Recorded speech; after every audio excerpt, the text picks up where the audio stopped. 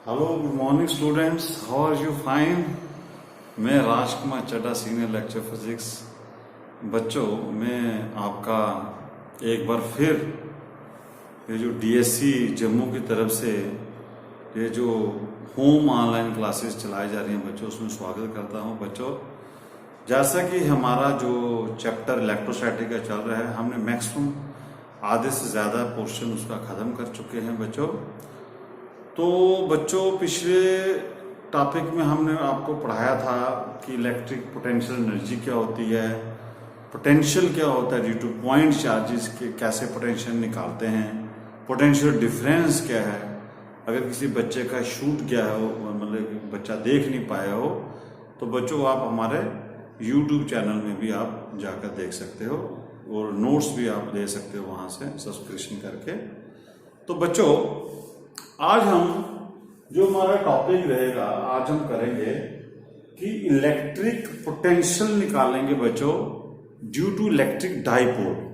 हम electric dipole का potential निकाल, जैसे हमने पढ़ा था इलेक्ट्रिक डाइपोल की, हमने इलेक्ट्रिक फील्ड इंटेंसिटी की डेरिवेशन निकाली थी। तो आज हम इलेक्ट्रिक डाइपोल की वजह से इलेक्ट्रिक पोटेंशियल का डेरिवेशन निकालेंगे। तो बच्चों देखिए कि हमारा टॉपिक रहेगा electric potential due to electric dipole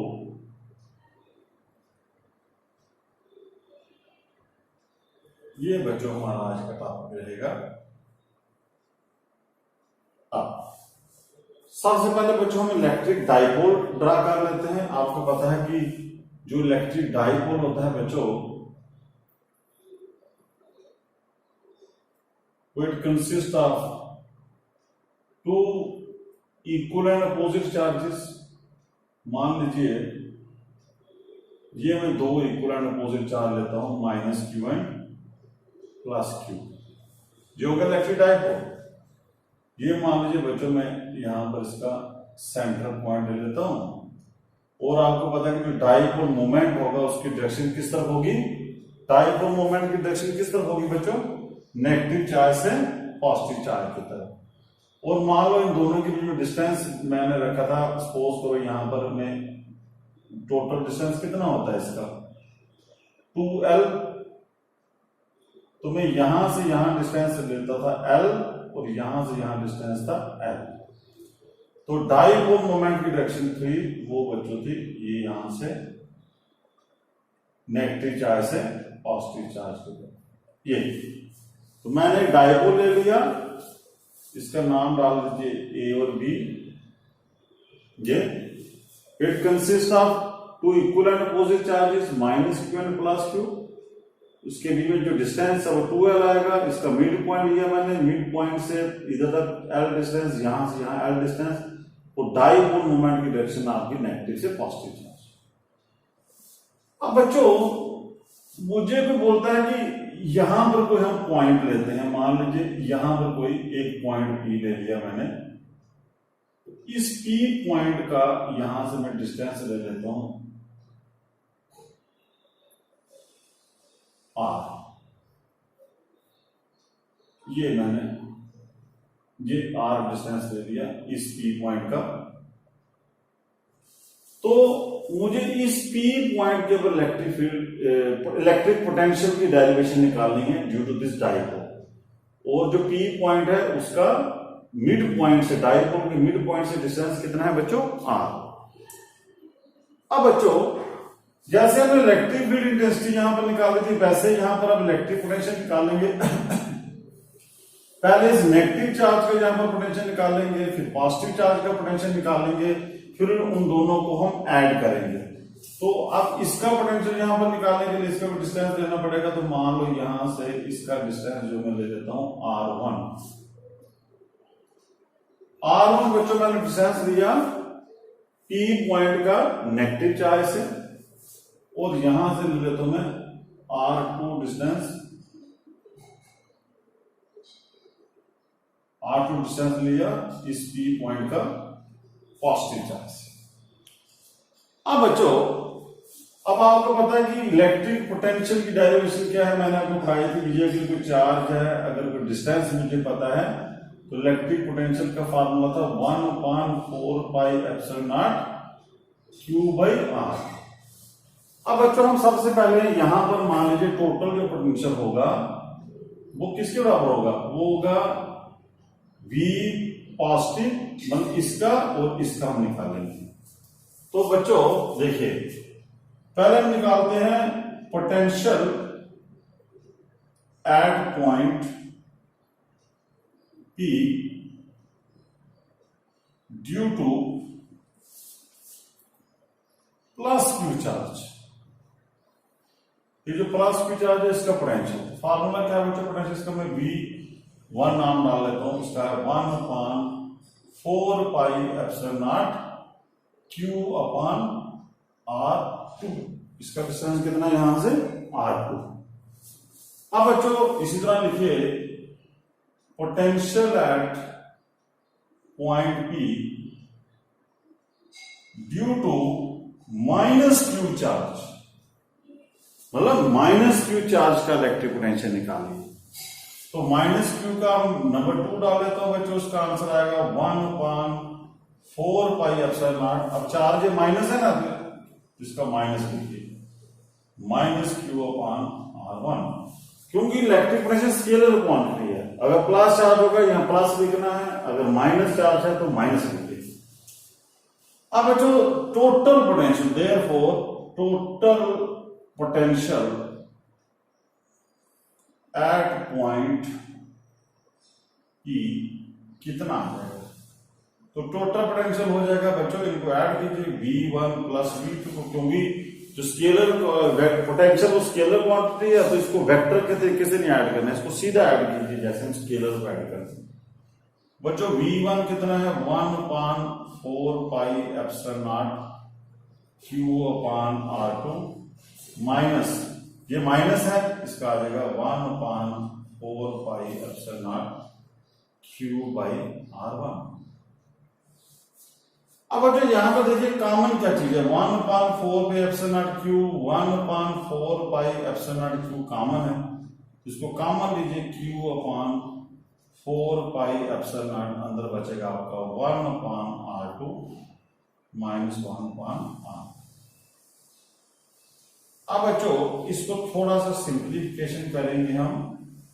अभी देखिए इसको इधर मल्टीप्लाई करो बनेगा R1, इसको इधर करोगे 1 के साथ R2, और इनको मल्टीप्लाई करो बनेगा R1R। ये बच्चों हमारा बना electric potential at A point P। लेकिन ये मुझे बनी है relation in terms of R1 and R2, लेकिन मुझे निकालनी है इलेक्ट्रिक पोटेंशियल की term in terms of R। मुझे R1 और R2 की टर्म में नहीं बल्कि in terms of this R निकालनी है इलेक्ट्रिक पोटेंशियल। इसका मतलब है कि मुझे यहां से R1 R2 को तब्दील करना पड़ेगा किसमें, R में। तो वो कैसे करूं, पहले बच्चों समझते हैं कि R1 माइनस R2 इस डायग्राम में क्या होगा। देखिए ये देखो, ये आपका R1 डिस्टेंस है, ये R2 डिस्टेंस है, इसका मतलब ये डिस्टेंस बड़ा है R2 से। अगर मैं यहां पर बच्चों यहां पर परपेंडिकुलर ड्रॉ करता हूं, यहां पर ये परपेंडिकुलर ड्रॉ करता हूं, मान लीजिए इसका नाम मैं रख लेता हूं C। तो ये जो बच्चों आएगा, ये मैंने परपेंडिकुलर ड्रॉ किया, इसका मतलब है कि इसके इस परपेंडिकुलर के आगे ये CP और BP ये बराबर हो जाएंगे, जितनी CP होगी उतनी ही BP हो जाएगी। यहां से ये डिस्टेंस और यहां से ये डिस्टेंस बराबर हो जाएगा परपेंडिकुलर के बाद। अब बच्चों ये जो बचा, ये जो लेंथ बची है ना, ये क्या होगी, ये होगी जो R1 और R2 के बीच में डिफरेंस था। तो ये जो मेरा था, ये वाला है, ये जो AC है, AC किसके बराबर होगा, किसके बीच में डिफरेंस, R1 माइनस R2 के बीच में जो डिफरेंस था वो ये बना, मतलब AC। आई बच्चों समझ आपको कि पहले आप देखिए कि ये वाला जो A से लेकर P और BP जो है वो बड़े थे, एपी जो है वो बीपी से बड़ा है। अब मैंने एपी में से बीपी माइनस करूं, अगर मतलब इस लेंथ को इसमें से माइनस करूं तो बाकी क्या बचेगा, ये वाला हिस्सा, और इसको मैं बोल सकता हूं R1 माइनस R2। अब मान लीजिए बच्चों कि ये जो यहां पर ये डाइपोल मोमेंट है और ये यहां पर एंगल बनता है यहां पर थीटा। सपोज कीजिए ये एंगल थीटा है, तो ये आ गया आपका 90 डिग्री, क्योंकि ये मैंने परपेंडिकुलर ड्रा किया यहां से, तो यहां भी 90 आएगा, यहां भी 90 आएगा। तो बच्चों इसका भी नाम डाल देते हैं, इसका नाम रख देते हैं डी, इस पॉइंट का। अब बच्चों यहां से ध्यान से देखो कि ये जो AC होगा, AC ये वाला जो AC होगा, ये अप्रोक्सीमेटली डबल होगा OD से। ये आप ध्यान लगाओ, क्योंकि ये वाली लेंथ जो होगी, ये लेंथ AC अप्रोक्सीमेटली डबल होगी OD से। OD से ये डबल होगा। अब इसका मतलब है कि मैं अगर OD निकालूं तो फिर मुझे ये डिफरेंस पता चल सकता है। अब देखिए बच्चों कि यहां पर देखो इन राइट ट्रायंगल, देखिएगा ODB, ये ODB राइट ट्रायंगल, इस राइट ट्रायंगल में बच्चों ये जो कॉस थीटा किसके बराबर होगा, कॉस थीटा किसके बराबर होगा, जैसे इस ट्रायंगल में कॉस थीटा किसके बराबर होगा, बेस कितना है यहां पर, बेस आ गया आपका OD, बेस अपॉन क्या होता है हाइपोटेन्यूज, तो हाइपोटेन्यूज आ गया OP। अब इसका मतलब मुझे यहां से OD निकल जाएगा, OD बन जाएगा आपका OB cos थीटा। तो बच्चों OB कितना है, O से लेकर B कितना है L, तो ये बन जाएगा L cos थीटा। तो अब बच्चों मुझे पता चल गया कि जो OD है वो किसके बराबर है, L cos थीटा। इसका मतलब है कि ये जो AC होगा वो बन जाएगा twice of L cos theta, और ये AC किसके बराबर है, AC है R1 माइनस R2। तो मुझे R1 माइनस R2 की वैल्यू जो है वो निकल गई L cos थीटा के टर्म में। अब बच्चों यहां ध्यान दो कि अगर ये डाइपोल आपका शार्ट हो, अगर ये डाइपोल शार्ट हो तो ये R1 और R2 अप्रोक्सीमेटली बराबर होंगे, और अगर ये R1 R2 for short dipole, आप देखोगे कि ये अप्रोक्सीमेटली ये बराबर होगा। ये पॉइंट और ये पॉइंट जब बिल्कुल पास आ जाएंगे, जैसे मान लीजिए ये पॉइंट और ये पॉइंट पास हो जाए, तो ये वाला डिस्टेंस, ये वाला पॉइंट भी इसके पास आना स्टार्ट हो जाएगा और R1 R2 बराबर हो जाएंगे। इसका मतलब है कि जब R1 R2 बराबर हो जाएंगे तो मैं ये R1 R2 किसके बराबर हो जाएंगे, R के, तो ये बन जाएगा यहां पर अप्रोक्सीमेटली R के। लेकिन शार्ट डाइपोल के लिए जब हम डाइपोल छोटा करेंगे तो R1 R2 R के ही बराबर हो जाएंगे। तो इसका मतलब है कि फिर ये जो R1 R2 है, R1 इंटू R2 किसके बराबर हो जाएगा, R का स्क्वायर, ये R स्क्वायर के बराबर हो जाएंगे। अब बच्चों हम इसकी वैल्यू यहां पुट कर देते हैं, तो V बन जाएगा आपको बच्चों यहां पर Q/4πε0। R1 माइनस R2 जो अप्रोक्सीमेटली होगा वो होगा 2L cos थीटा के बराबर, और R1 R2 जो होंगे वो अप्रोक्सीमेटली R के बराबर। अब बच्चों जैसा कि आपको पता है कि जो डाइपोल मोमेंट होता है वो किसका होता है, चार्ज इंटू लेंथ। इसका मतलब है कि ये चार्ज इंटू लेंथ जो है, ये इन दोनों को जगह में P लिख सकता हूं, तो ये बन जाएगा बच्चों P cos theta upon 4πε0 R square, P upon P cos theta upon 4πε0 upon R square. तो ये बच्चों मेरे पास बनेगी इलेक्ट्रिक पोटेंशियल की यहां पर डेरिवेशन इस पॉइंट के ऊपर पी पॉइंट के ऊपर। अब जो यहां से कुछ केस देख लेते हैं, इसके स्पेशल केसेस क्या बनते हैं कि मान लीजिए कि ये अब मुझे पता चल गया कि ये डाइपोल की वैल्यू आ गई P cos theta upon 4 pi epsilon naught r square. अब थीटा किसके बीच में एंगल है बच्चों? थीटा एंगल है P, ये है P की डायरेक्शन, P और R के बीच में, ये जो R है R और P के बीच में। अब मान स्पेशल केस लेते हैं, स्पेशल केसेस यहां पर कर लेते हैं कि अगर आपका थीटा जो है वो 90 डिग्री हो जाए। थीटा 90 डिग्री का मतलब कि ये जो पॉइंट है, ये पॉइंट इसके, ये वाला पॉइंट जो होगा इस डाइपोल के परपेंडिकुलर बाइसेक्टर पर आ रहा है। तो उस वक्त बच्चों आपका cos 90 की वैल्यू कितनी होती है? 0 होती है। तो पोटेंशियल भी आपका 0 हो जाएगा। इसका मतलब कि अगर आपके पास कोई डाइपोल है उसके बिल्कुल परपेंडिकुलर बाइसेक्टर पर आपका पोटेंशियल जो है वो 0 होगा।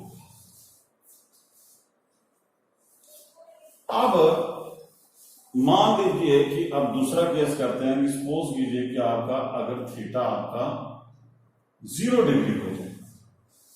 थीटा 0 का मतलब क्या हुआ कि आपका ये जो पॉइंट P है, ये थीटा 0 कैसे होगा कि अगर ये P पॉइंट यहां से घूमकर इधर आ जाए तभी तो R और P के बीच में एंगल कितना हो जाएगा? 0। ये बना लेते हैं, फिर -q +q, तो ये है ना आपका P वेक्टर। तो ये था पहले आपका P जो पॉइंट है और ये R वेक्टर है। इनके बीच में थीटा 0 कब होगा? जब P पॉइंट घूमकर इधर आ जाए इसकी एक्सियल लाइन के ऊपर। तो अगर थीटा 0 है तो इसका मतलब है कि cos 0 की वैल्यू 1 हो जाएगी। तो पोटेंशियल एट एक्सियल लाइन आ जाएगा P upon 4 pi epsilon naught r square. अब अगर आपका ये P पॉइंट 180 डिग्री हो, अगर आपका थीटा 180 डिग्री हो बच्चों, फिर इसका मतलब ये P पॉइंट जो है वो इधर से रिवर्स डायरेक्शन में आएगा ऐसे, ये P पॉइंट फिर यहां पर आ जाएगा ऐसे, ये फिर बनेगा यहां से यहां तक 180 डिग्री, R और इस P और R के बीच में 180 डिग्री है। तो cos 180 कितना होता है? -1। तो पोटेंशियल बन जाएगा आपको बच्चों -P upon 4 pi epsilon naught r। तो ये है बच्चों आपका electric potential due to this dipole. कई बार पूछता है कि ड्राइव द एक्सप्रेशन, कई बार पूछता है कि special cases the equipotential potential at perpendicular बाइस। ये हो गया, इसको क्या बोलोगे? थीटा को जब थीटा 90 होगा तो ये होगा पोटेंशियल एट परपेंडिकुलर बाइसेक्टर, जैसे इक्वेटोरियल लाइन। थीटा 0 का मतलब हो गया eight axial line. Axial line के ऊपर आपका जो इलेक्ट्रिक पोटेंशियल है वो आपने देखा कि एक्सियल लाइन के ऊपर भी दो किस्म का है, प्लस भी है और माइनस भी है, और इक्वेटोरियल लाइन के ऊपर 0 भी। और बच्चों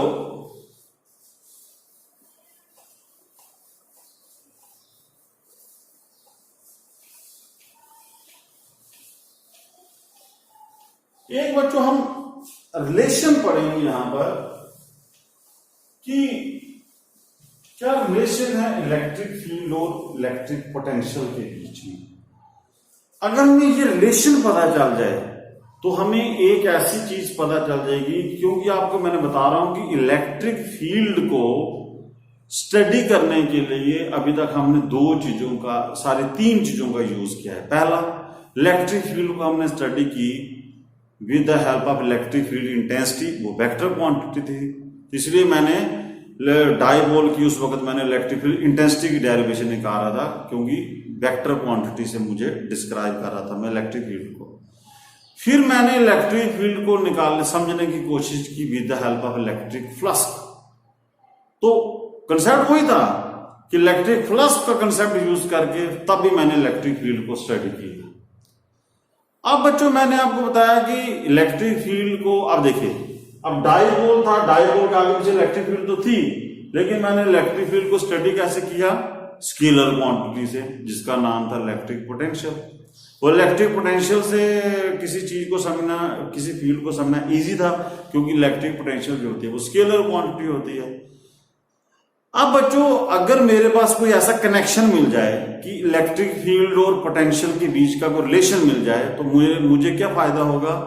मुझे ये फायदा होगा कि अगर मान लो कि किसी पॉइंट पर मुझे इलेक्ट्रिक फील्ड इंटेंसिटी निकालनी है, तो मैं पोटेंशियल निकालूंगा, क्योंकि मुझे पोटेंशियल निकालना इजी लगता है। तो मैं इलेक्ट्रिक पोटेंशियल निकालूंगा, तो उसकी मदद से मैं इलेक्ट्रिक फील्ड निकालूंगा, इलेक्ट्रिक फील्ड इंटेंसिटी निकालूंगा। तो वो एक रिलेशन की तरफ हम चलेंगे। वो रिलेशन क्या है? तो बच्चों अब आप रिलेशन को समझने से पहले, हम उन दोनों के बीच में रिलेशन को समझने से पहले थोड़ी सी हम एक आपको लॉजिक समझाते हैं, इसके पीछे की स्टोरी। कि अभी तक हमने पढ़ा है कि आपको याद होगा कि मैंने आपको पढ़ाया था कि अगर ये कोई पाथ है, एक न्यूमेरिकल आपको करवाया था, अगर याद है किसी को, अगर ये कोई पाथ है, मान लीजिए ए बी, अगर इस पाथ के ऊपर इलेक्ट्रिक फील्ड की वैल्यू जो है, इलेक्ट्रिक फील्ड जो है वो परपेंडिकुलर है, मतलब इलेक्ट्रिक फील्ड अगर इसमें परपेंडिकुलर होती है, ये कोई पाथ है, जब कोई भी सरफेस है, तो उस सरफेस के ऊपर अगर इलेक्ट्रिक फील्ड जो है वो कितनी है? परपेंडिकुलर है बच्चों। तो फिर आपको याद है कि मैंने आपको बताया था कि अगर मुझे वर्क डन करना है, मतलब मुझे ए से बी इस चार्ज को लाना है, इस चार्ज को ए पॉइंट से बी पॉइंट पर लाना है अगर, तो मुझे कितना वर्क करना पड़ेगा? तो याद है बच्चों मैंने आपको बताया था कि ये इलेक्ट्रिक फील्ड है, और आपको वर्क डन जो होता है, work done to move the charge from one point to another point, वो किसके बराबर था? वो था आपका negative of line integral A से बी, ये था ना, ए से B E vector dot d r vector. अब ई हो गया इलेक्ट्रिक फील्ड और डी आर हो गया जो आपका डिस्टेंस है, जिस डिस्टेंस के ऊपर आप चल रहे हो। तो अगर इलेक्ट्रिक फील्ड और आपके डिस्टेंस में एंगल 90 डिग्री रहता है, इसको बच्चों खोलोगे तो ये कितना बनेगा? ए से बी, वो आएगा E B r cos 90 degree. तो cos 90 वैल्यू 0, तो इसका मतलब कि work done to move the charge from one point to another point, उस सरफेस के ऊपर 0 होगा, जिस सरफेस के ऊपर इलेक्ट्रिक फील्ड जो होगी वो परपेंडिकुलर होगी। अब बच्चों इसका और मीनिंग क्या हो सकता है? एक तो मुझे कंक्लूजन निकल गया कि अगर मेरे पास कोई ऐसा सरफेस है जिस सरफेस के ऊपर इलेक्ट्रिक फील्ड की वैल्यू परपेंडिकुलर होती है, उस सरफेस के ऊपर वर्क डन जो है वो 0 होता है। अब work done per unit charge को हम बोलते हैं पोटेंशियल डिफरेंस। तो मान लीजिए ए और बी का मान लीजिए पोटेंशियल है बी ए माइनस बी, इसका मतलब वो भी 0 होगा। अगर वो 0 होगा इसका मतलब कि बी ए और बी भी बराबर होगा। मतलब कि जो सरफेस इलेक्ट्रिक फील्ड के परपेंडिकुलर होंगे, उन सरफेसेस के ऊपर हर पॉइंट के ऊपर पोटेंशियल सेम होगा, उनके ऊपर वर्क डन जो है वो 0 होगा। और ऐसे सरफेसेस को बच्चों हम बोलते हैं इक्विपोटेंशियल सरफेसेस, इक्विपोटेंशियल सरफेसेस। तो अब आपको बच्चों ये समझ आ चुका होगा कि इलेक्ट्रिक फील्ड की मदद से हमने पोटेंशियल की स्टडी की। कि मुझे नहीं पता था इसके बारे में, पोटेंशियल के बारे में, मुझे सिर्फ ये पता था कि इलेक्ट्रिक फील्ड इस सरफेस के परपेंडिकुलर है, और उससे मैंने जो कंक्लूजन निकाला कि उसके ऊपर फिर इसका मतलब कि उस सरफेस के ऊपर पोटेंशियल की वैल्यू सेम होगी। अब जो ऐसे सरफेसेस को हम बोलते हैं इक्विपोटेंशियल सरफेसेस, जिनके ऊपर पोटेंशियल की वैल्यू सेम रहती है। तो डेफिनेशन आप बोल सकते हो कि any surface over which the potential is same is known as equipotential surface. और अब बच्चों जैसे आपको बोला जाता है कि इक्विपोटेंशियल पे ड्रा कीजिए। मान लीजिए मेरे पास एक पॉइंट चार्ज है, ये पॉइंट चार्ज है, तो पॉइंट चार्ज का इक्विपोटेंशियल सरफेस ड्रा करना है। तो सबसे पहले आप इसकी इलेक्ट्रिक फील्ड निकालिए। इसकी इलेक्ट्रिक फील्ड जो होती है वो बच्चों आपने देखी थी कि वो ऐसे निकलती है बाहर की तरफ, ऐसे ऐसे। अब इसका मतलब इसके ऊपर जो सरफेस, इक्विपोटेंशियल सरफेस क्या होगा? इक्विपोटेंशियल सरफेस वो सरफेस होगा जिस सरफेस के ऊपर इलेक्ट्रिक फील्ड जो है वो परपेंडिकुलर होगी। तो इसके ऊपर मैं सरफेस कैसे ड्रा करूंगा? ये इस तरह का कंसेंट्रिक सर्कल्स ड्रा करूंगा बच्चों। ये कंसेंट्रिक जो सर्कल्स सफेयर्स ड्रा होंगे, कंसेंट्रिक सफेयर्स ड्रा होंगे। ये आ गया इक्विपोटेंशियल सरफेस। और मान लीजिए यहां पर इसका रेडियस यहां से लेकर यहां तक इस सरफेस का रेडियस आर है, तो मैं यहां से इसके ऊपर पोटेंशियल की वैल्यू निकाल सकता हूं, V is equal to Q/4πε0 R। ये हो गया इसके ऊपर पोटेंशियल की वैल्यू। तो ये यहां से भी डिस्टेंस सेम होगा, यहां से भी डिस्टेंस सेम होगा, यहां से भी डिस्टेंस सेम होगा। इसका मतलब यहां पर सभी जगह पोटेंशियल की वैल्यू सेम होगी। और मैंने जो कंसेंट्रिक स्फीयर क्यों ड्रा किया है? क्योंकि जो इलेक्ट्रिक फील्ड है वो इसके ऊपर हमेशा परपेंडिकुलर होनी चाहिए। अब मान लो कि अगर मैं दूसरा सफेयर ड्रा करता हूं बच्चों, तो आपको दूसरा सफेयर ऐसे ड्रा होगा, इसका रेडियस अब अलग हो जाएगा। मान लीजिए इसका रेडियस में पहले का R1 रखता हूं, जिसका मतलब इसके ऊपर हर पॉइंट के ऊपर पोटेंशियल कितना होगा? V1 ये रख देता हूं। अब मैंने थोड़ा सा सर्कल बड़ा, जो सफेयर बड़ा ड्रा किया, मैंने रेडियस जो लेट करो यहां पर R2 रख दिया, और R2 रेडियस बढ़ गया R1 से, तो इसका मतलब जब रेडियस ज्यादा होगा तो पोटेंशियल घट जाएगा। तो V2 जो होगा वो 4πε0 R2 जो होगा, V2 जो है वो छोटा हो जाएगा V1 से। अब देखिए, अब इसका मतलब कि यहां पर वोल्टेज कितनी है? V1, और जो मैं आगे चलूंगा इसकी वोल्टेज V2 होगी, लेकिन वो वोल्टेज क्या होगी? घटेगी, क्योंकि V2 रेडियस बढ़ेगा और पोटेंशियल घटेगा। अब बच्चों यहां से हमें, अगर मैं एक और सर्कल ड्रा करता हूं, मान लीजिए यहां पर इसका तीसरा कंसेंट्रिक स्फीयर ड्रा करता हूं, तो इसकी पोटेंशियल अगर V3 है, तो V3 जो होगी वो V2 से भी कम होगी। तो अब जो आप यहां से एक कंक्लूजन यहां पर देखिए, इस पिक्चर को ध्यान से देखिए तो आपको एक समझ आएगी कि आप देखो यहां पर मैं क्या कर रहा हूं कि इस स्फीयर की पोटेंशियल जो है वो कम है, इसकी ज्यादा है, सॉरी इसकी ज्यादा है, इसकी कम है, इसकी कम है। मतलब ये हुआ कि जिस तरफ इलेक्ट्रिक फील्ड आपकी जा रही है उस तरफ पोटेंशियल की वैल्यू क्या हो रही है बच्चों? घट रही है। देखो इसकी पोटेंशियल V1, इसकी V2, इसकी V3। तो क्या यहां से आपने सीखा कि इन the direction of electric field potential is decreasing. In the direction of electric field potential is decreasing. तो बच्चों इसका मतलब जो पोटेंशियल होगा वो डिस्टेंस के ऊपर डिपेंड कर रहा है। मतलब कि जो मैं इस चार्ज के आगे आगे जा रहा हूं तो पोटेंशियल की वैल्यू जो है वो घट रही है। तो इस चीज को मैं मैथमेटिकली कैसे लिख सकता हूं? मैं इसको लिखूंगा कि electric field is equal to -dV by, मान लो ये डिस्टेंस में यहां से इस तरफ R लेता हूं, कि R डिस्टेंस लेता हूं, तो इसको मैं लिख सकता हूं कि E is equal to -dV by dr। का मतलब होगा कि what is this dV by dr? This is known as rate of change of potential with distance. कि पोटेंशियल जो है वो डिस्टेंस के साथ घट रहा है, किस तरफ? जिस तरफ आपकी इलेक्ट्रिक फील्ड की डायरेक्शन है। इसी चीज को बच्चों हम ऐसे लिखते हैं और इसको बोलते हैं पोटेंशियल ग्रेडियंट। इसको क्या बोलते हैं? Potential gradient. और देखिए ये है relation, this is the relation between electric field and potential. अब देखो, अगर मुझे पोटेंशियल पता हो तो मैं इलेक्ट्रिक फील्ड निकाल सकता हूं, अगर इलेक्ट्रिक फील्ड पता हो तो मैं पोटेंशियल निकाल सकता हूं। और यही मुझे एक रिलेशन ढूंढ रहा था कि ऐसी कोई रिलेशन मिल जाए जो ये वेक्टर क्वांटिटी है, ये वेक्टर क्वांटिटी है, पोटेंशियल स्केलर क्वांटिटी है। तो ये बन गया इलेक्ट्रिक फील्ड और वेक्टर क्वांटिटी और स्केलर क्वांटिटी के बीच में रिलेशन। तो बच्चों कई बार आपको ये चीज, जैसे आपको जो समझ आ चुका है कि मैंने आपको डायग्राम से क्या समझाया कि जिस तरफ इलेक्ट्रिक फील्ड चल रही है उस तरफ अभी आपने देखा कि पोटेंशियल घट रहा है। तो इसी चीज को हम ऐसे लिखते हैं कि पोटेंशियल इज नेगेटिव साइन यहां पर क्या शो हो रहा है, potential is decreasing in the direction of electric field. जी आपको बच्चों समझना था, ये हो गया आपको एक थ्योरेटिकल कांसेप्ट। और बच्चों हम इस रिलेशन को थोड़ा सा, कई बार एग्जाम में आपको पूछता है कि इसको प्रूव करो, इस रिलेशन को प्रूव करना होता है, तो वो बच्चों थोड़ा सा इसकी डेरिवेशन की तरफ ध्यान देते हैं, समझ लेते हैं कि कैसे इसका प्रूव होगा।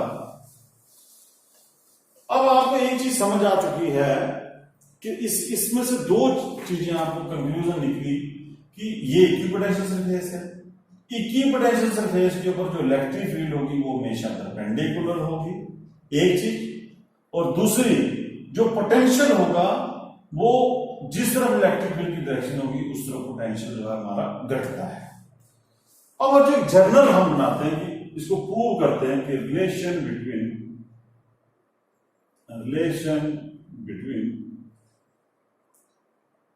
Electric field intensity and potential gradient. बच्चों ग्रेडियंट आपने पढ़ा था, ग्रेडियंट होता है कि किसी चीज का चेंज होना विद रिस्पेक्ट टू डिस्टेंस के साथ। मतलब हुआ कि मुझे ये रिलेशन बनानी है ई, और ये प्रूव करना मुझे ई जो होता है वो minus D by d are के बराबर होता है। ये मुझे इसका प्रूफ निकालना है। ये मैंने अब थ्योरेटिकल तो मुझे समझ आ चुका है इस बात को कि इलेक्ट्रिक फील्ड जिस तरफ होगी उस तरफ पोटेंशियल घटेगा, या इसका रिवर्स बोल दो कि जिस तरफ पोटेंशियल घटेगा उस तरफ इलेक्ट्रिक फील्ड की डायरेक्शन होगी। और बच्चों इसको प्रूव करते हैं कि मान लीजिए ये मेरे पास कोई इक्विपोटेंशियल सरफेसेस है, ये मान लीजिए मेरे पास इक्विपोटेंशियल सरफेसेस हैं, और हर इनके बीच में जो डिफरेंस है वो मान लीजिए डीवी है, और d V is the potential difference. अब ये मान लो कि ये मैं क्या करता हूं, कोई एक एक्सिस ले लेता हूं, ये कोई एक्सिस ले लेता हूं। अब सपोज करो कि अब मैंने आपको क्या बताया कि ये इक्विपोटेंशियल सरफेस है। अब मान लो इस पॉइंट के ऊपर मैं इलेक्ट्रिक फील्ड ड्रा करना चाहता हूं, तो मैंने आपको क्या बताया, इलेक्ट्रिक फील्ड जो होगी वो हमेशा इक्विपोटेंशियल के क्या होगी, परपेंडिकुलर होगी। मान लो ये है इलेक्ट्रिक फील्ड आपकी, ये है परपेंडिकुलर डायरेक्शन, मान लो कि ये एंगल कितना है 90 डिग्री, ये इक्विपोटेंशियल सरफेस के ऊपर मैंने इलेक्ट्रिक फील्ड ड्रा कर। अब मैंने आपको क्या बताया कि इलेक्ट्रिक फील्ड की जिस तरफ इलेक्ट्रिक फील्ड की डायरेक्शन होगी उस तरफ पोटेंशियल घटेगा। तो घटने का मतलब कि अगर इसका इलेक्ट्रिक पोटेंशियल अगर V है, मान लीजिए इसका इस इक्विपोटेंशियल सरफेस का अगर पोटेंशियल V है, कम होगा ना, क्योंकि आप जिस तरफ इलेक्ट्रिक फील्ड चाह रही है उस तरफ पोटेंशियल की वैल्यू घटेगी। तो इस तरफ जो होगा पोटेंशियल वो आएगा, प्लॉट करो V में से माइनस डी में कम कर देता हूं, तो डीवी बता रहा है कि भाई पोटेंशियल इलेक्ट्रिक फील्ड की तरफ इतना घट रहा है, और डीवी हो गया हर इन दोनों के बीच में भी पोटेंशियल इतना घटेगा डीवी, इनके बीच में भी पोटेंशियल डिफरेंस डीवी। अब मान लो बच्चों कि यहां पर मेरे पास कोई चार्ज है, ये Q0 चार्ज है जी, इसको मैंने इस इक्विपोटेंशियल सरफेस से इस इक्विपोटेंशियल सरफेस तक लेना है, मुझे यहां से यहां तक लेना। तो मान लीजिए इसके बीच में डिस्टेंस जो वो dr है, तो ये मान लीजिए इलेक्ट्रिक फील्ड और उस डिस्टेंस के बीच में, डिस्प्लेसमेंट के बीच में एंगल जो है वो कितना है, थीटा है। अब बच्चों आप यहां पर न्यूमेरिकल में कई बार बच्चों को प्रॉब्लम आती है, आप याद रखना कि जब भी आप एक इक्विपोटेंशियल से दूसरे इक्विपोटेंशियल सरफेस की तरफ जाओ तो आपके रास्ते तो काफी हैं। आप यहां से यहां भी जा सकते थे, लॉन्गेस्ट पाथ भी चूज कर सकते थे। बच्चों आप सबसे शॉर्टेस्ट पाथ लेना, जो स्ट्रेट लाइन डिस्टेंस होगा ना वही लेना, फिर आपको न्यूमेरिकल करने में भी इजी आएगा। तो उसका लॉजिक आपको समझा दूंगा, पहले ये याद रखिए कि अब यहां से यहां तक मुझे इसको लेना है, इस चार्ज को इस शॉर्टेस्ट पाथ के ऊपर, तो मुझे वर्क डन जो होगा वो कितना करना पड़ेगा। तो बच्चों कि अब ये जो इलेक्ट्रिक फील्ड होगी ये इसके ऊपर जब फोर्स डालेगी तो वो उसको वर्क करेगी, यहां से यहां चलाएगी। तो पहला हम केस ले लेते हैं, मैं इसको रब कर देता हूं। पहला हम यहां पर केस ले लेते हैं कि work done by electric field to move the charge through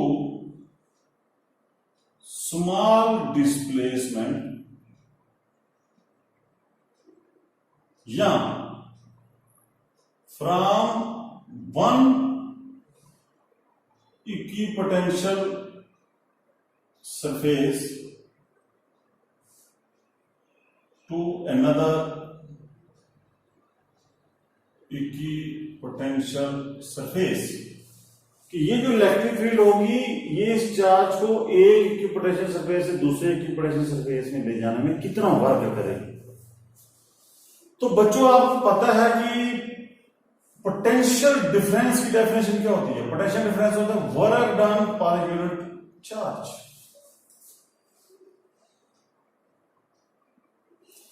अब यहां पर जो वर्क डन आएगा वो हो जाएगा चार्ज इंटू पोटेंशियल डिफरेंस।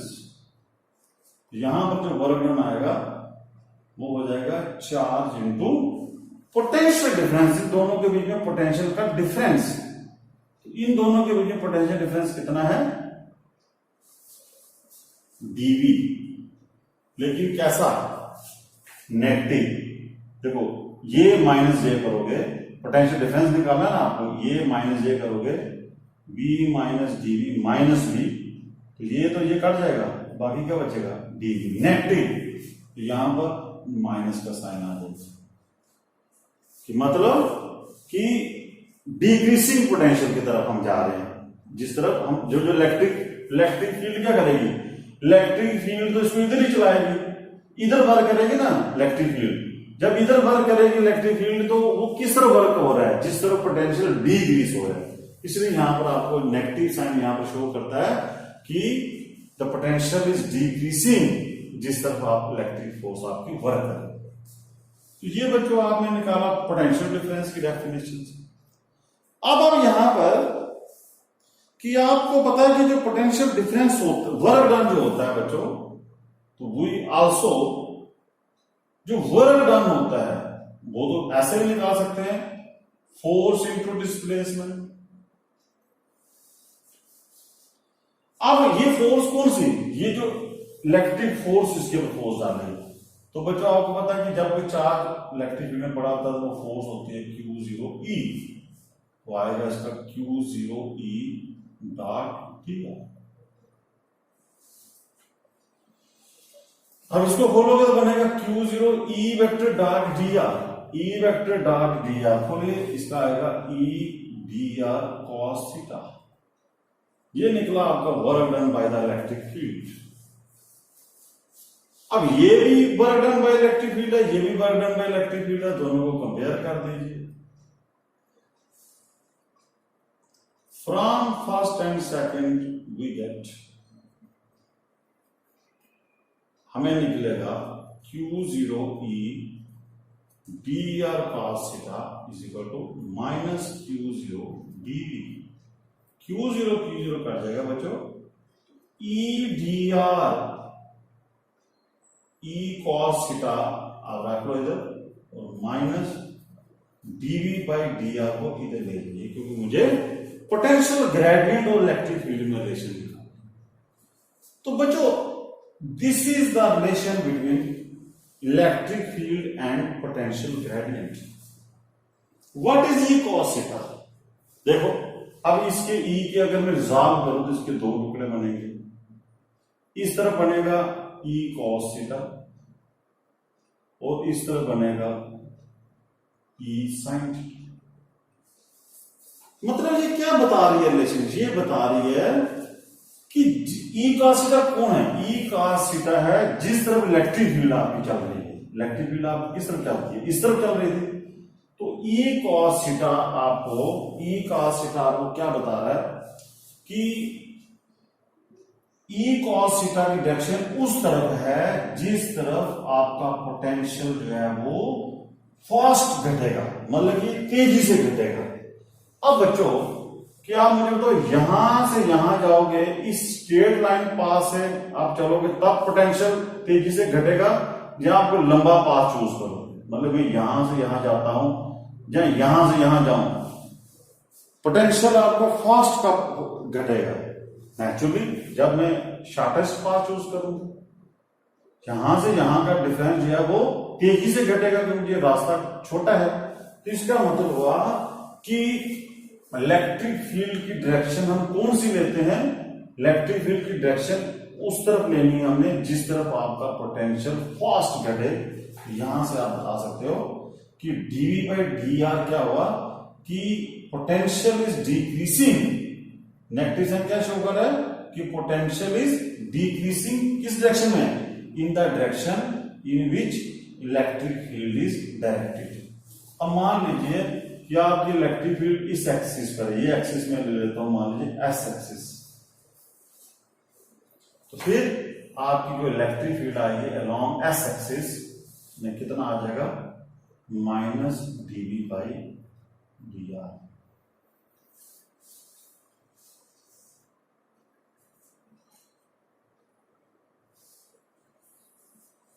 तो बच्चों इस रिलेशन से हमें दो चीजें समझ आती हैं कि इलेक्ट्रिक फील्ड जो होती है वो उस तरफ आपकी चलती है जिस तरफ आपका पोटेंशियल जो है वो घट रहा है।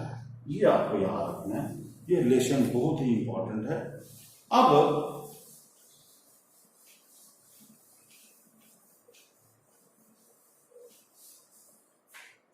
बच्चों यहां से कुछ कंक्लूजन ले लेते हैं हम इस रिलेशन से, कुछ न्यूमेरिकल्स भी करेंगे, कुछ इसके कंक्लूजन लेंगे कि मान लीजिए कि आपको आपकी जो इलेक्ट्रिक फील्ड है, यहां पर तो मैंने लिखा था कि इलेक्ट्रिक फील्ड एक एक्सिस पर है, मान लीजिए इसी एक्सिस पर है और आप भी इसी एक्सिस पर चल रहे हो तो आपकी रिलेशन ये वैलिड है। अब मान लीजिए कि आपके पास इलेक्ट्रिक फील्ड थ्री एक्सिस पे, इलेक्ट्रिक फील्ड एक्स एक्सिस में भी है, वाई एक्सिस में भी है, जेड एक्सिस में भी है। फिर बच्चों आपको जो रिलेशन है वो जो रिलेशन होगी उसको हम ऐसे लिखेंगे माइनस इसकी पार्शियल डिफरेंशिएशन करेंगे तो आपको ये तीन कंपोनेंट आपको लिखने पड़ेंगे, del v by del x i, del v by del Y j, del v by del z k. लेकिन ये आपको तब लगाना है कि अगर आपकी इलेक्ट्रिक फील्ड जो है वो तीन डायरेक्शन में है, ये तो एक डायरेक्शन में थी तो आपको एक ही फार्मूला लगा, लेकिन थ्री एक्सिस पर है तो फिर आपको ये वाला फार्मूला लगाना है। ये आपको याद रखना है पार्शियल डिफरेंशिएशन। बच्चों पार्शियल डिफरेंशिएशन का मतलब क्या होता है कि मान लीजिए कि मैं आपको बोलता हूं कि वोल्टेज आपकी है 2xyz, तो मैं बोलता हूं कि dv बाई dx निकालो, मतलब कि पार्शियल डिफरेंशिएशन निकालो। तो पार्शियल डिफरेंशिएशन मतलब याद रखना कि आपको जिसकी डिफरेंशिएशन करनी है उसको करो, बाकी आप सब कांस्टेंट ले लो, इसका आंसर आएगा 2yz और x की सिर्फ डिफरेंशिएशन कीजिए, x की 1 हो जाएगी, इसका आंसर आएगा 2yz। तो जिसको बोलते हैं पार्शियल डिफरेंशिएशन।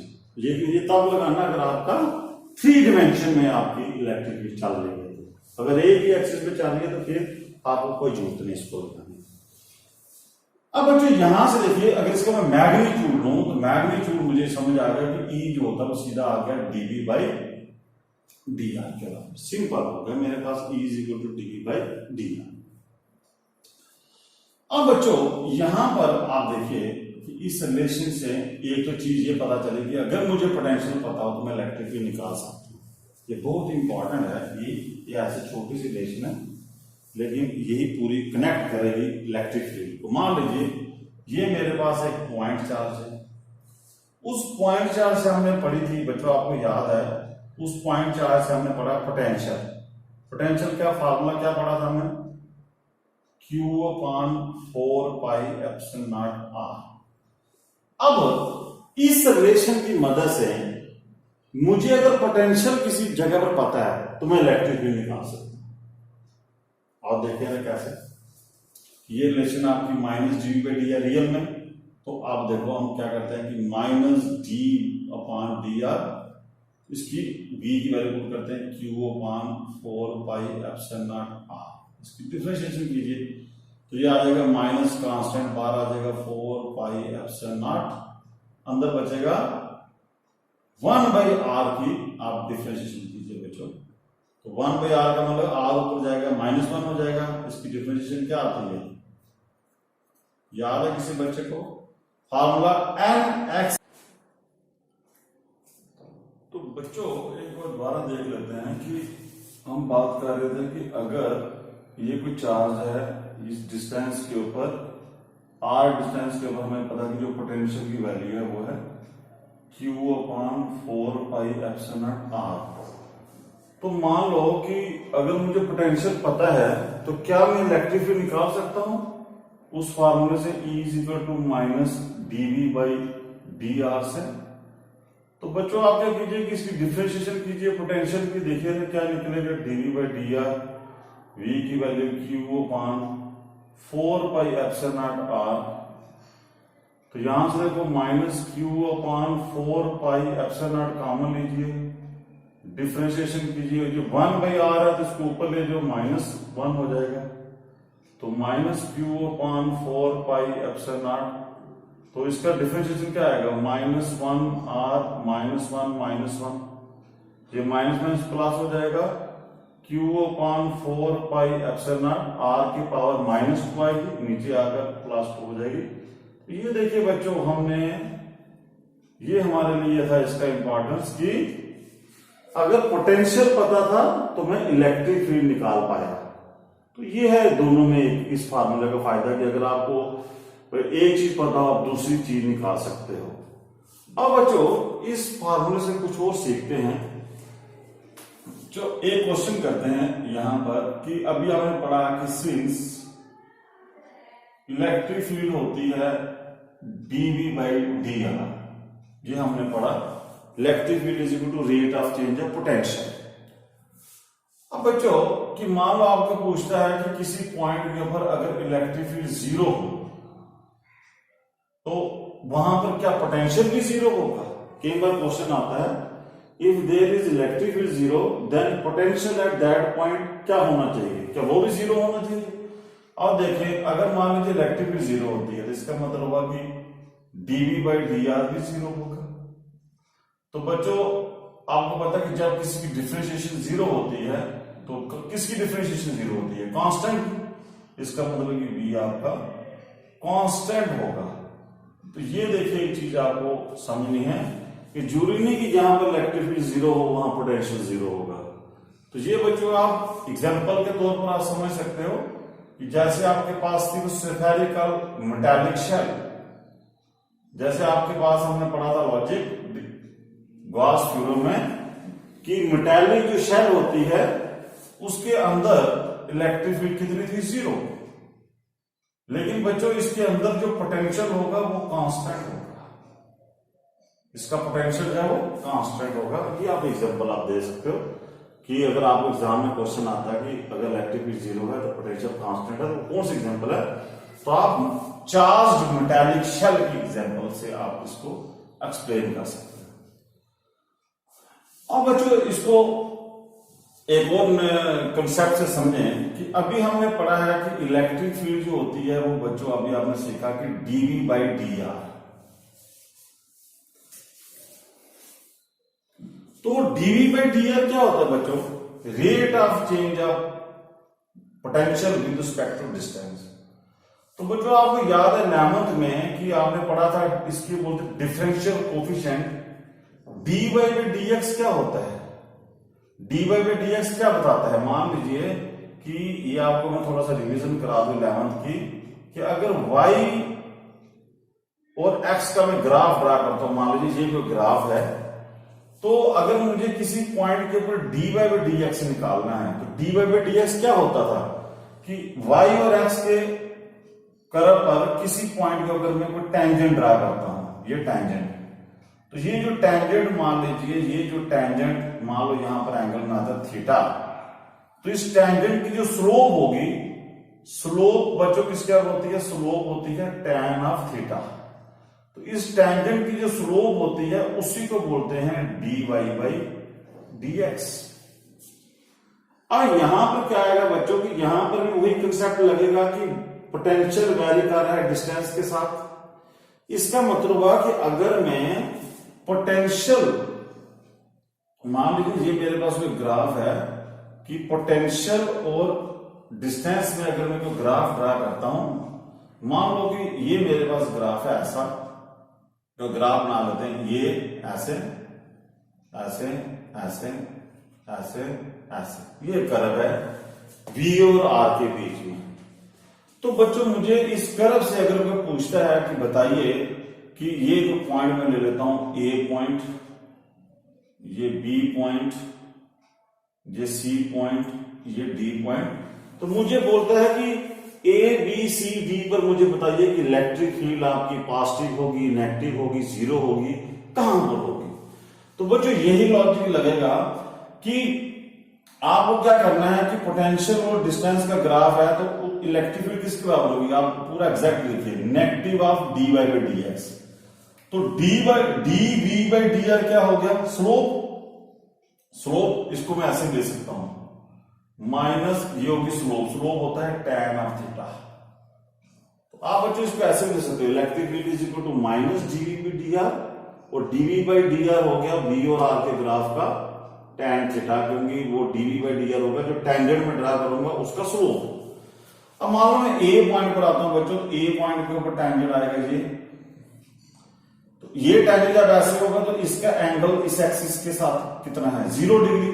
तो इसका बच्चों यहां पर जो tan थीटा होगा इस टेंजेंट का वो 0 आएगा, मतलब कि यहां पर इलेक्ट्रिक फील्ड भी 0 होगी। अब बच्चों इस पॉइंट पर देखिए, इस पॉइंट पर क्या होगा, इस पॉइंट के ऊपर अगर आप टेंजेंट ड्रा करोगे तो बच्चों ये टेंजेंट आपको ड्रा करना आना चाहिए, ये टेंजेंट आप, ये आएगा इस पॉइंट के ऊपर, ये टेंजेंट आ गया। अब B, ये B पॉइंट की मैं बात कर रहा हूं, ये टेंजेंट B पॉइंट का। अब बच्चों ये ग्राफ, आप एंगल जो आपको लेना है स्लोप का वो इस एक्सिस से लेना है, लेकिन पॉजिटिव एक्स एक्सिस से, ये वाला एंगल नहीं लेना है, ये पॉजिटिव है R से, ये तो ये एंगल बच्चों देखिए ये 90 से बड़ा है। जब आपको पता है कि थीटा 90 से बड़ा होगा तो जो tan थीटा होगा वो आपका नेगेटिव आएगा। जब tan थीटा नेगेटिव होगा बच्चों को, tan थीटा नेगेटिव होगा तो इलेक्ट्रिक फील्ड कितनी आ जाएगी, electric field minus into tan theta, तो tan थीटा खुद नेगेटिव है तो ये इलेक्ट्रिक फील्ड बन जाएगी पॉजिटिव। तो कहने का मतलब है कि इस पॉइंट के ऊपर आपकी इलेक्ट्रिक फील्ड की वैल्यू जो है वो पॉजिटिव आएगी, मतलब कि बढ़ेगी।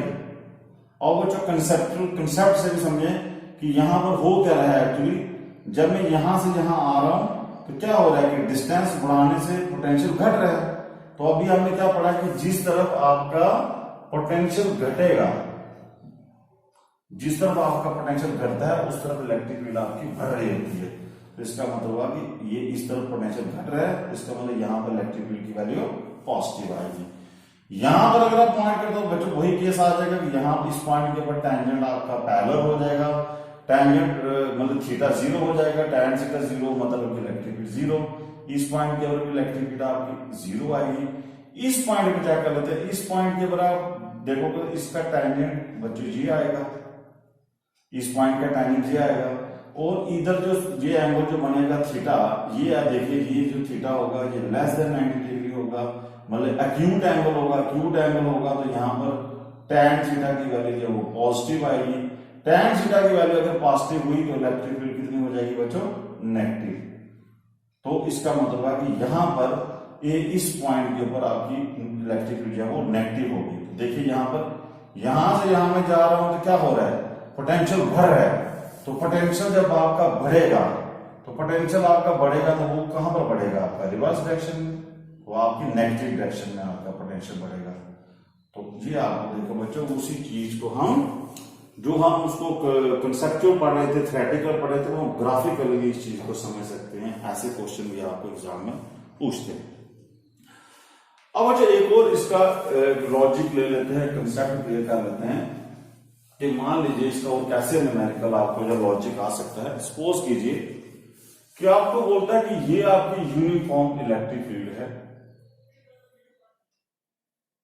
ये आपकी यूनिफॉर्म इलेक्ट्रिक फील्ड में ले लेता हूं कि 5 वोल्ट पर मीटर। बच्चों आप देखिए कि इलेक्ट्रिक फील्ड आपकी है dV बाई डी आर। अब इसका मतलब है कि मैं इसका यूनिट ये भी ले सकता हूं वोल्ट पर मीटर। पहले आपने यूनिट कौन सा सीखा है, इलेक्ट्रिक फील्ड की क्या डेफिनेशन पड़ी है? फोर्स पर यूनिट चार्ज, मतलब कि न्यूटन पर कूलम। तो ये देखिए जी सेम ही आएंगे, चाहे आप ये यूनिट लिखिए चाहे ये यूनिट्स लिखिए। अब बच्चों मान लो कि यहां पर मैं एक पॉइंट लेता हूं A और ये पॉइंट लेता हूं यहां पर दूसरा पॉइंट B, डिस्टेंस रख लेता हूं मैं 1 मीटर का, फिर यहां पर तीसरा पॉइंट लेता हूं C, ये भी डिस्टेंस 1 मीटर रख लेता हूं, यहां पर पॉइंट लेता हूं D। तो सारे चलो मैं डिस्टेंस 1 मीटर के रख लेता हूं, आप अपनी मर्जी से जो मर्जी कर सकते हैं। अब बच्चों अगर मैं ये वाला डिस्टेंस को इस डायग्राम का डिस्टेंस, ये डिस्टेंस कितना होगा? तो ये डिस्टेंस आप समझ सकते हो कि ये अगर स्क्वायर है तो ये एंगल होगा 45 डिग्री। तो अगर यहाँ पर इलेक्ट्रिक लोड ड्रा करोगे तो ये भी एंगल आएगा 45 डिग्री, मतलब इलेक्ट्रिक फील्ड का। और ये जो डायगोनल होगा बच्चों कितना होगा? डायगोनल अगर आप ये हाइपोटेन्यूज हो गया, ये आ गया बेस और परपेंडिकुलर, तो ये बनेगा हाइपोटेन्यूज कैसे निकालते हैं? रूट बेस का स्क्वायर प्लस परपेंडिकुलर का स्क्वायर, तो ये बन जाएगा √2 आपका आ जाएगा JAC। तो ये आप बच्चों निकाल सकते हो ज्योमेट्री से। चलो अब हमें क्वेश्चन पूछता है कि क्वेश्चन आता है कि मुझे निकालना है potential difference between A and B के बीच में क्या होगा। या दूसरा ले लेता हूं A और B के बीच में पोटेंशियल, यहां ले लेता हूं मैं A और C के बीच में पोटेंशियल। बाकी आप समझ जाओगे जब मैं आपको एक दो चीज समझ आ जाएगी। तो बच्चों यहां पर आपने क्या करना है कि अभी आपने क्या सीखा कि जो इलेक्ट्रिक फील्ड होती है वो आपने पढ़ी थी, इलेक्ट्रिक फील्ड आपने पढ़ी थी, जो एग्जैक्ट मैंने फार्मूला आपको बताया था वो था E cos theta is equal to dV/dr, ये हमने पढ़ा है। तो इसको अगर मैं ऐसे लिखूंगा ये बन जाएगा dV is equal to -E dr cos theta. इसको मैं ऐसे लिख सकता हूं dV is equal to -E vector dot dr vector, ये होगा जो जनरल फार्मूला है। तो वो हमने केस किया था कि थीटा 0 ले लो कि अगर आपकी इलेक्ट्रिक फील्ड पैरेलल है तो फिर सिंपल केस आ जाएगा। अगर ये मैंने जनरल फार्मूला ले लिया कि कोई भी एंगल हो E और dr के बीच में कुछ भी एंगल होगा तो ये आपने फार्मूला करना है। तो बच्चों अब मान लीजिए कि यहां पर कई बार बच्चों को कंफ्यूजन होती है इस फार्मूले में कि सर ये माइनस का हमें समझ नहीं आता पोटेंशियल डिफरेंस का, तो इसका लॉजिक कई बार बच्चे बड़े कंफ्यूज होते हैं। तो बच्चों मैं आपको एक चीज यहां पर बताऊंगा कि जिसमें आपको ये बिल्कुल परेशानी नहीं लेनी। आप भूल जाओ, आप सीधा लिखो इसका मैग्नीट्यूड लिखो कि पोटेंशियल डिफरेंस जब भी पूछूंगा आप लिखना E डॉट dr। तो मैं आपको खुद ही बताऊंगा कि इसका आंसर माइनस आएगा या प्लस आएगा, वरना आप खुद ही बताओगे। चलो सबसे पहले हम निकालते हैं बच्चों VA minus VB, potential difference between AB point. क्या फार्मूला है?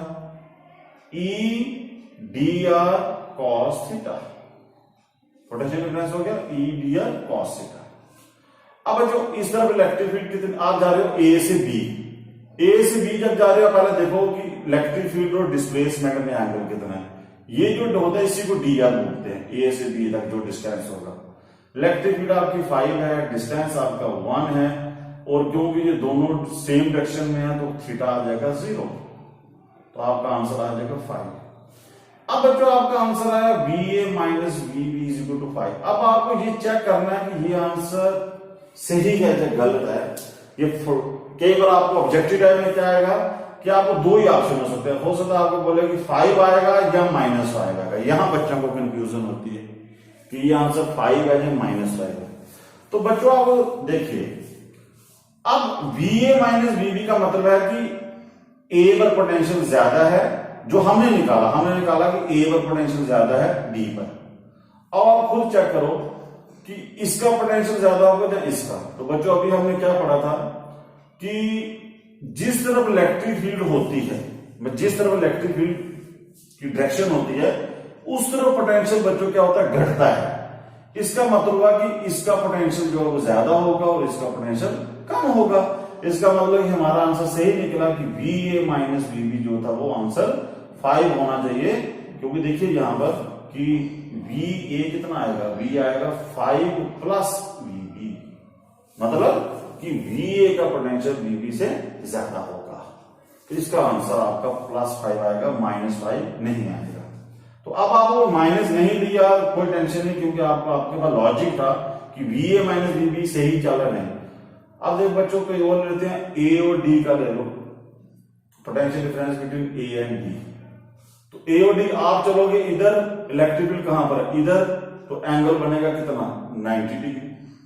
तो आपका आ जाएगा EDR cos 90 डिग्री। cos 90 0 हो गया। cos 90 0 का मतलब कि VA माइनस VD 0 हो गया। इसका मतलब क्या होगा, पोटेंशियल डिफरेंस है ही नहीं, इस पॉइंट और इस पॉइंट का पोटेंशियल सेम है। हम बोलेंगे VA is equal to VD।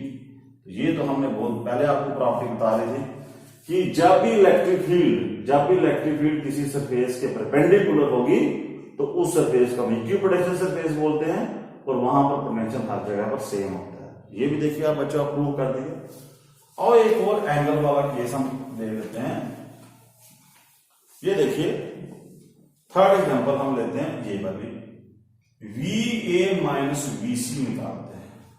तो VA माइनस VC बच्चों निकालते तो वही आना था EDR cos थीटा। यहां पर देखिए आप इलेक्ट्रिक फील्ड कितनी है, 5। अब ये A से लेकर C जा रहे हैं, तो इसका डिस्टेंस आपको नोट निकालना है। तो ये डायगोनल हो गया, तो डायगोनल आपको पता है स्क्वायर का कैसे निकालेंगे, वो आएगा √2। अब जो थीटा ध्यान से देना है, थीटा आपका लेना है ये आपका डिस्टेंस का डायरेक्शन है, और ये आपका इलेक्ट्रिक फील्ड का डायरेक्शन। ये जो एंगल बनेगा तो ये 45 ही रहेगा, क्योंकि पैरेलल लाइन है, तो आएगा cos 45 डिग्री। तो ये आएगा 5 इंटू √2 इंटू cos 45 होता है √2, ये कट जाएगा, तो 5 आंसर आएगा। अब यहां पर चेक कर लेते हैं कि क्या ये आंसर सही है। क्या अगर VA क्या VC से बड़ा है तो फिर ये आंसर सही है, अगर VA VC से छोटा है तो फिर आंसर माइनस आएगा। बच्चों ये देखो, ये पॉइंट जब इलेक्ट्रिक फील्ड से पहले है और ये पॉइंट इलेक्ट्रिक फील्ड से दूर में है, इसका मतलब यहां पर पोटेंशियल जो है वो कम होगा, यहां पर पोटेंशियल ज्यादा होगा, तो ये भी आंसर हमारा सही है। अब बच्चों मान लो कि मैं आपको बोलता कि हम निकालते हैं इसी क्वेश्चन को हम बोलते हैं CD करते हैं। मान लो VC माइनस VD निकालता तो क्या आंसर आता, VC माइनस ये लिखता मैं potential difference C minus D लिखता तो क्या आंसर आना था, EDR cos कितना आना था, इधर से इधर आते तो हम इधर आ रहे हैं, इलेक्ट्रिक फील्ड इधर जा रही है, तो कितना एंगल बन गया 180।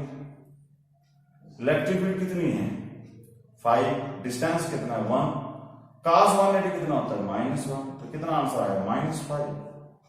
तो अब देखिए ना VC माइनस VD -5, इसका क्या मतलब होगा, इसका मतलब है कि VC की वोल्टेज जो है वो जो क्या है, VC की वोल्टेज जो है वो कम है और VD की ज्यादा है। तो VC की वोल्टेज क्या है, कम है और D की ज्यादा है, बिल्कुल सही है। तो अगर आप इसको ऐसे लिखना चाहो VD माइनस VC, तो ये आंसर हो जाएगा प्लस में। इससे क्या पता चल गया कि D की वोल्टेज C से कम है, तो देखिए D की वाकई C से कम है। तो ये अगर मैंने इसमें गलत क्या होता, मतलब अगर आपको जटिल टाइम में दिया होता VD माइनस VC एक आंसर ऑप्शन दिया होता +5, दूसरा -5, फिर आपको यहां पर प्रॉब्लम आती कि आपको ये लगाना है कि ये लगाना, तो आपको ये लगाना था। ये लगाने का मतलब हुआ कि D की पोटेंशियल, D पर वोल्टेज जो है वो कम है, C पर ज्यादा है, लेकिन वो तो गलत हो जाएगा कि C पर वोल्टेज जो है वो कम होगी, D पर ज्यादा होगा। तो इस तरह बच्चों आपके पास डिफरेंट ऑब्जेक्टिव्स आते रहते हैं, आप डिफरेंट टाइप से क्वेश्चन, पहले बेसिक 11th-12th के बच्चों को कम से कम इतना कंसेप्ट तो होना ही चाहिए, तभी हम मानते हैं कि उसको फिजिक्स रखने का हक है। अदरवाइज जिसको कंसेप्ट अप्लाई करना नहीं आता, समझ लो कि वो सिर्फ डिग्री ले सकता है, वो कहीं कंपटीशन में नहीं बैठ सकता। ये मेरी बात याद रखना कि अगर आप ये नहीं जानते, ये हुनर नहीं आपके पास कि how to apply the physics, तो समझ लीजिए आप किसी कंपटीशन में नहीं पास हो सकते, वो सिर्फ आप एक क्रैमर बन के रह जाओगे। तो इसलिए आपको फिजिक्स मीन्स की एप्लीकेशन। आप कोई भी कॉम्पिटिटिव एग्जाम उठा लीजिए, आप किसी भी कॉम्पिटिटिव एग्जाम में आपको कभी थ्योरी का क्वेश्चन नहीं आएगा, आपको सारे के सारे न्यूमेरिकल आएंगे। न्यूमेरिकल मीन्स कि अप्लाई करना लॉजिक। अब बच्चों हम एक बढ़िया सी एक आपको मैं आईआईटी का एक ऑब्जेक्टिव कराने लगा हूं जो आपके इसके रिलेटेड सारे डाउट्स आपके क्लियर करेगा। अब बच्चों मान लीजिए ये क्वेश्चन एक बार आया हुआ है, तो ये क्वेश्चन था ऐसे कि उसने पूछा कि ये मान लीजिए एक्स एक्सिस है, मतलब कि सेंटीमीटर में ये डिस्टेंस है, और उसने इक्विपोटेंशियल सरफेस बनाए हुए हैं कि ये एक इक्विपोटेंशियल सरफेस बनाया हुआ है, ये इक्विपोटेंशियल सरफेस है, एक ये वाला इक्विपोटेंशियल सरफेस है। ऐसे मतलब उसने इक्विपोटेंशियल सरफेस जो है वो बनाए हुए, और इसका पोटेंशियल रखा है 10 वोल्ट, इसका रखा है 20 वोल्ट। ये आपको बुक्स में मिल जाएगा 30 वोल्ट, 40 वोल्ट। सिर्फ हमें इस क्वेश्चन से बड़ी चीजें, हमें इसको क्रैम नहीं करना है, इस ऑब्जेक्टिव से आपको देखो कितनी चीजें आपको समझ आएंगी। वो बोलते इक्विपोटेंशियल सरफेस का मतलब होगा कि इस सरफेस के ऊपर बच्चों, इस सरफेस के ऊपर सभी पॉइंट के ऊपर पोटेंशियल 10 वोल्ट होगा, यहां पर भी 20 वोल्ट होगा, इसके ऊपर 30 वोल्ट होगा। तो इक्विपोटेंशियल सरफेस होता ही है जिसके ऊपर पोटेंशियल सेम। अब उसने बोला कि ये जो इक्विपोटेंशियल सरफेस है ये 30 डिग्री का एंगल बना रहे हैं इस एक्स एक्सिस के साथ। सबसे पहला बच्चों आपको क्वेश्चन पूछता है कि एक आपको बताना है, यहां पर बताना क्या है, यहां पर मुझे फाइंड करनी है इलेक्ट्रिक फील्ड की वैल्यू और इलेक्ट्रिक फील्ड की डायरेक्शन। दो मुझे लॉजिक अगर क्लियर हो गए, समझ लो कि जो आज पढ़ा है वो सारा कंसेप्ट क्लियर है।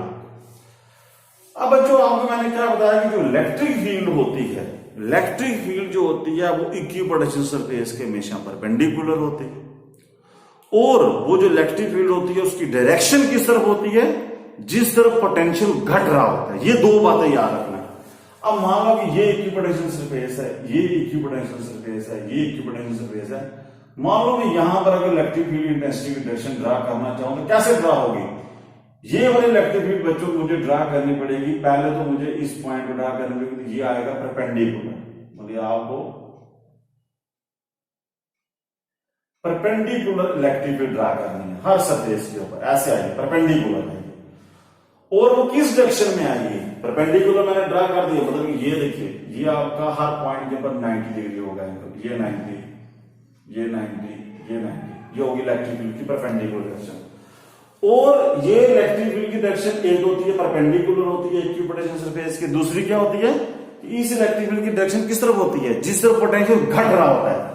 तो अब देखिए अब इस तरफ अगर मैं ड्रा करता ऐसे, तो इस तरफ पोटेंशियल बढ़ रहा था, देखिए 10 से 20, 30, 40, तो घट रहा है इस तरफ, इसलिए ये हो गया इलेक्ट्रिक फील्ड की डायरेक्शन। सबसे पहला आप देखिए जो आपको लॉजिक जो क्लियर कर लिया, बहुत इंटरेस्टिंग क्वेश्चन है ये कि आपको इलेक्ट्रिक फील्ड क्यों मैंने ऐसे बनाई परपेंडिकुलर और जिस तरफ पोटेंशियल घट रहा है।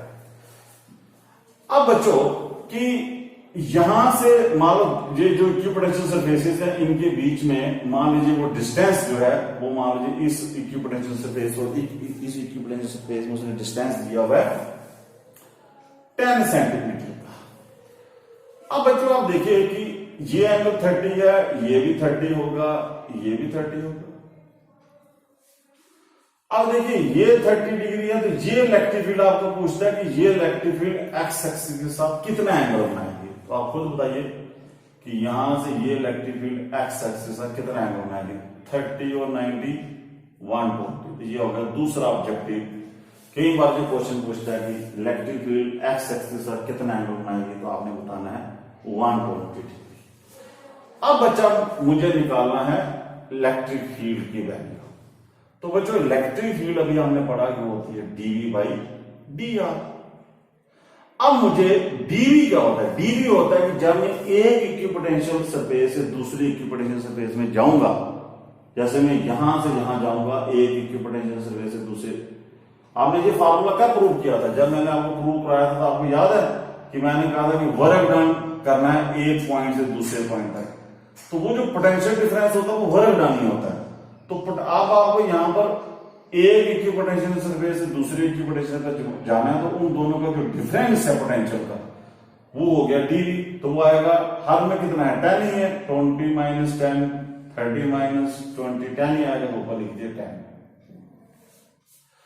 अब बच्चों पोटेंशियल डिफरेंस की कोई चिंता नहीं। अब dr जो है ना, ये मैंने आपको याद डेरिवेशन में आपको मैंने बताया था कि dr क्या लेना है। देखो इस पॉइंट से इस पॉइंट तक जाना है मैंने, देखो इस यहां से यहां जाने के बहुत रास्ते हैं, ये रास्ता भी हो सकता है, ये रास्ता भी हो सकता है, यहां से यहां से ये रास्ता भी हो सकता है। क्या मैं ये ले लूं, क्या मैं ये लूं, क्या मैं ये लूं? तो बच्चों आपको मैंने बताया था कि वो दो इक्विपोटेंशियल सरफेस का डिस्टेंस वो वाला लेना है जो शॉर्टेस्ट डिस्टेंस हो, मतलब जो मिनिमम डिस्टेंस हो। क्योंकि हमें ऐसा क्यों कर रहे हैं, क्योंकि मैंने जो जितना डिस्टेंस कम होगा उसी तरफ जो पोटेंशियल है वो फास्ट जो है वो डिक्रीज होगा। तो आपको ये परपेंडिकुलर डिस्टेंस लेना है, this is the perpendicular distance, मुझे ये निकालना है, ये डिस्टेंस कितना है। तो अब मैं थोड़ी ज्योमेट्री यूज करूंगा बच्चों कि आप अंदाजा लगाइए कि ये कैसे मैं निकालूं। इसका नाम मैं डाल लेता हूं कुछ ए और बी, तो ये मुझे निकालना है बच्चों। अब देखिएगा कि ये एंगल कितना होगा बच्चों, मुझे बताओ। ये देखिए ये पूरा एंगल स्ट्रेट एंगल होता है, 30 और 90 120, ये कितना आएगा 60, ये होगा 60 एंगल। अब देखो बच्चों ये 60 आ गया, ये कितना है 90, तो इसका मतलब ये भी 90 होगा। जब ये 90 है तो ये कितना होगा, ये होगा 30। तो अब ये एंगल ए बी, इसका नाम है सी डाल लेता हूं।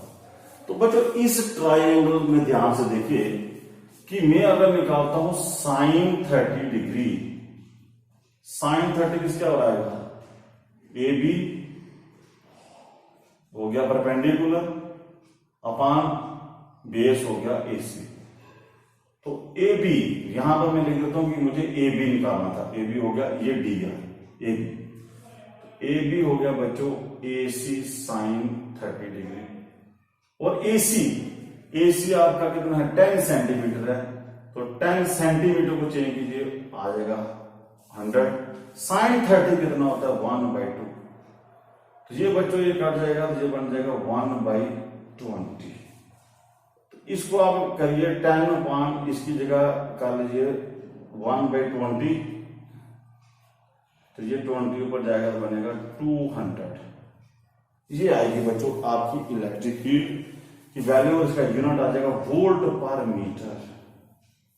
ये तो बच्चों ये एक न्यूमेरिकल था जिसमें आप सारी चीजें डिटेल में मतलब प्रैक्टिकली समझ सकते थे कि इस फार्मूले को लगाना कैसे है, इसमें डिस्टेंस समझ आता है, ड्रा करना आता है समझ। ये आप बच्चों आप ध्यान रखिए, बहुत ही इंपॉर्टेंट एक न्यूमेरिकल था।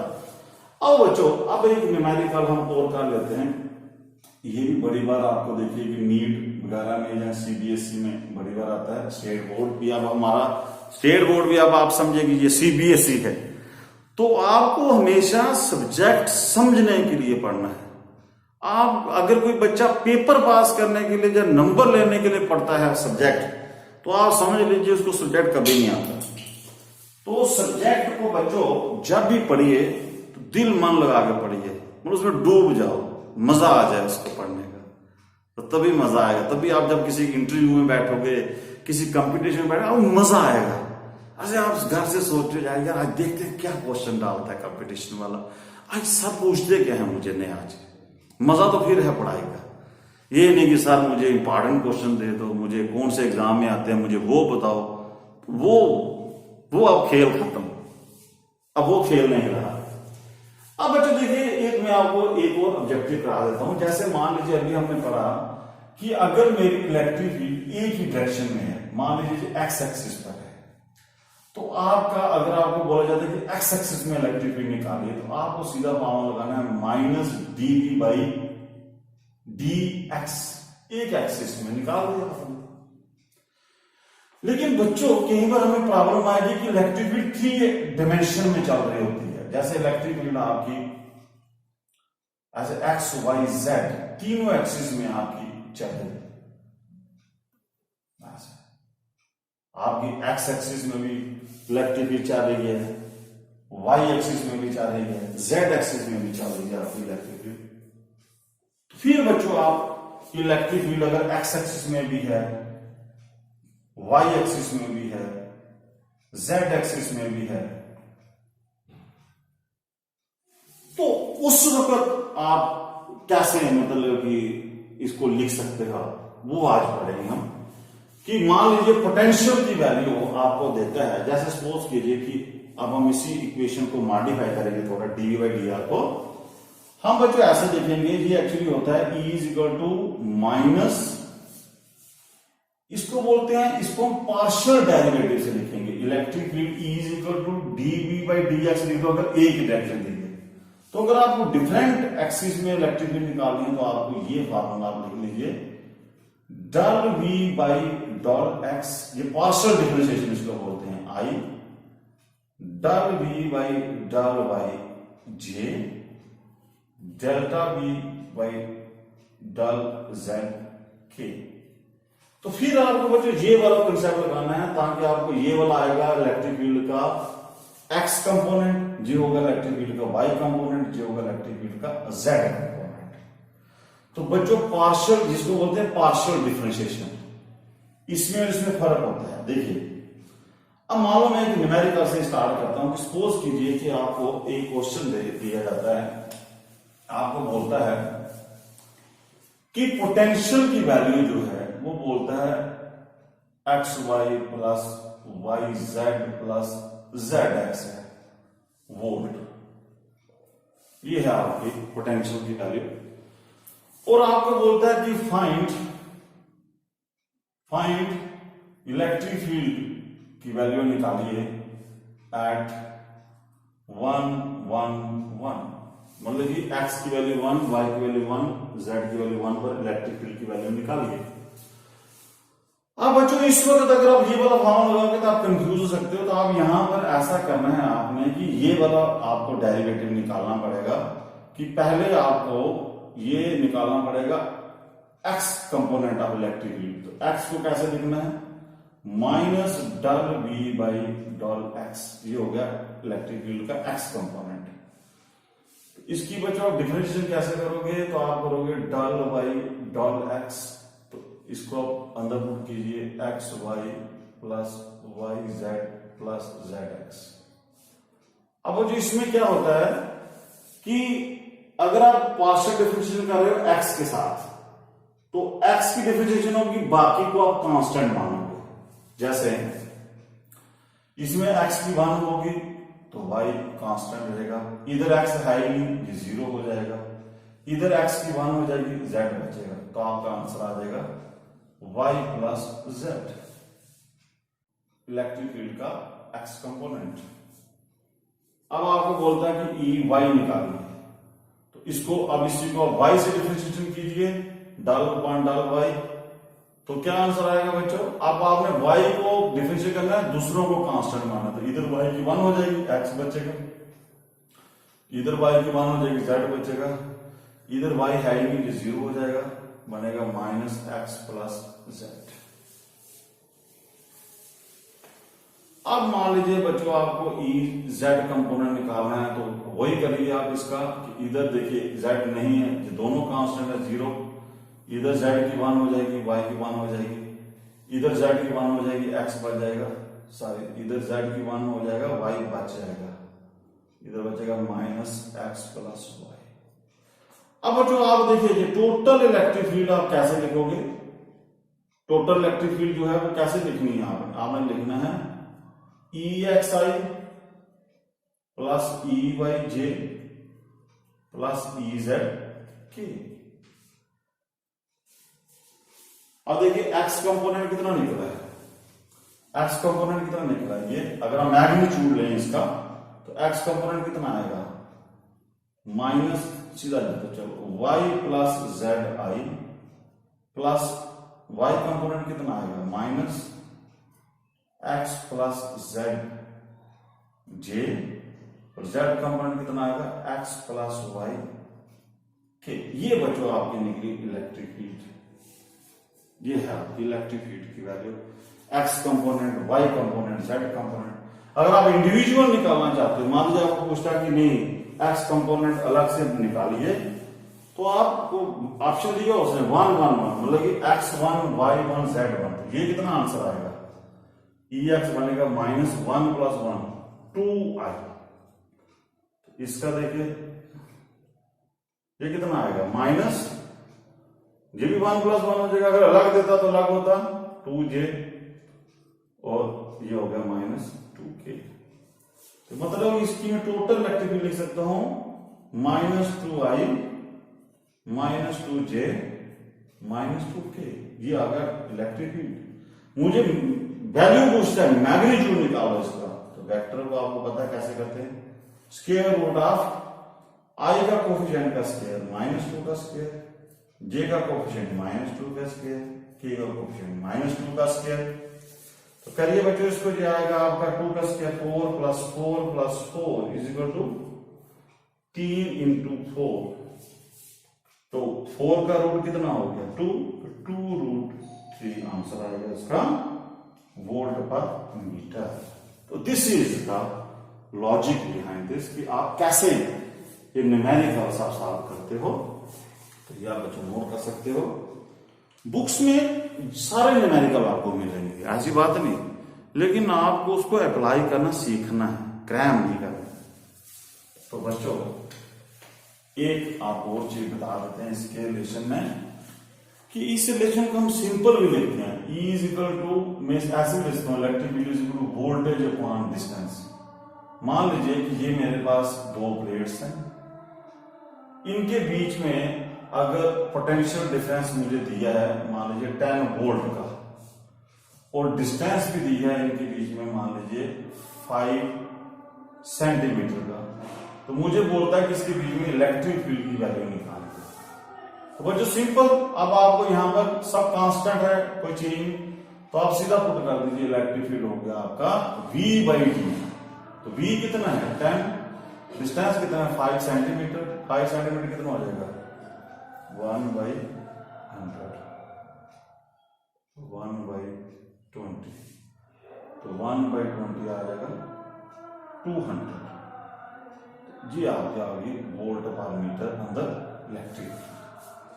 तो इस तरह बच्चों हम जो डिफरेंट किस्म, इस फार्मूले की सबसे ज्यादा इंपॉर्टेंस है, क्योंकि यही एक फार्मूला है जो electric field as a vector quantity को स्केलर क्वांटिटी के साथ जोड़ता है। और ये इसका कोई ना कोई, ये हर किसी भी कोई डेरिवेशन करोगे आप, कोई न्यूमेरिकल करोगे, ये वाला फार्मूला आपको हर वक्त यूज होगा। टिल देन बच्चों, जय हिंद जय भारत।